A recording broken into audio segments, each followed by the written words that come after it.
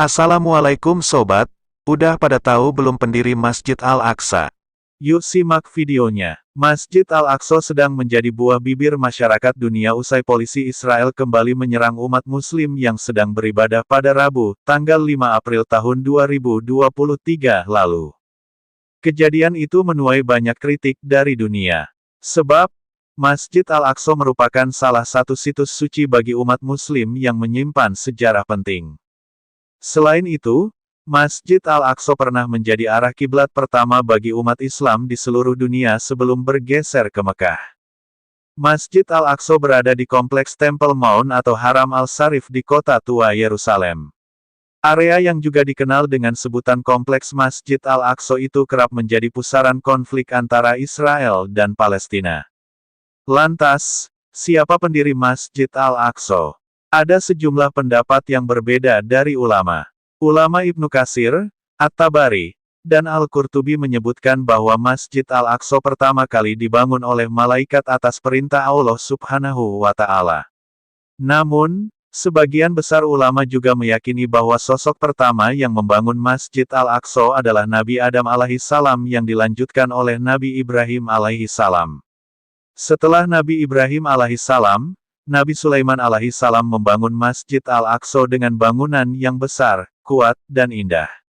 Namun, Masjid Al-Aqsa yang dibangun Nabi Sulaiman alaihissalam roboh setelah 370 tahun akibat diserbu bangsa Babilonia. Di sisi lain, ada pendapat lain yang mengatakan bahwa Masjid Al-Aqsa pertama kali dibangun oleh Khalifah kedua Islam, Sayyidina Umar bin Khattab setelah kedatangannya ke Yerusalem. Mengutip laporan Middle East Eye, Masjid Al-Aqsa mengalami banyak renovasi dan perluasan.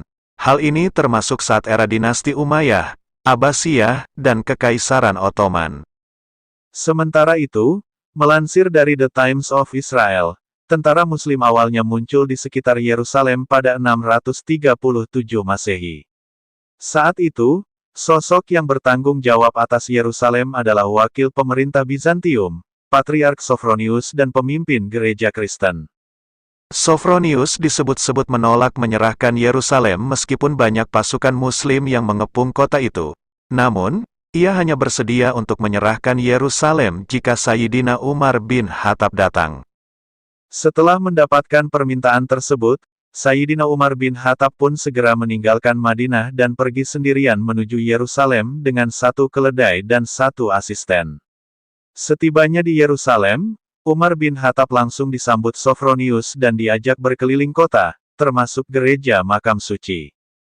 Ketika waktu salat tiba, Sophronius mengajak Sayyidina Umar bin Khattab untuk sholat di dalam gereja. Namun, pemimpin Islam tersebut menolak. Sayyidina Umar bin Khattab bersikeras bahwa jika ia sholat di gereja, umat Islam akan menggunakannya sebagai alasan untuk mengubah gereja menjadi masjid. Artinya, tindakan ini bisa membuat situs suci umat Kristen terampas.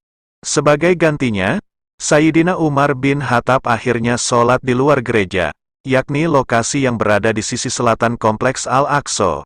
Di tempat itulah Masjid Al-Aqsa dibangun.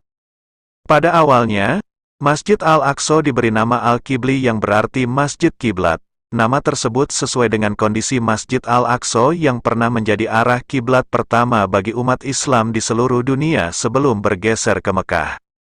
Setelah berdiri tegak, Masjid Al-Aqsa mengalami serangkaian renovasi dan perluasan sepanjang sejarahnya. Pada 661–750 Masehi, dinasti Umayyah memperbaiki bangunan ini, kemudian dilanjutkan Khalifah Abbasiyah, dinasti Fatimiyah, dinasti Ayyubi, dan Kekaisaran Ottoman. Meskipun telah melalui berbagai renovasi dan pembangunan, masjid ini berdiri di Kompleks Al-Aqsa. Selain Masjid Al-Aqsa, di area ini juga terdapat Dome of the Rock dan tembok ratapan.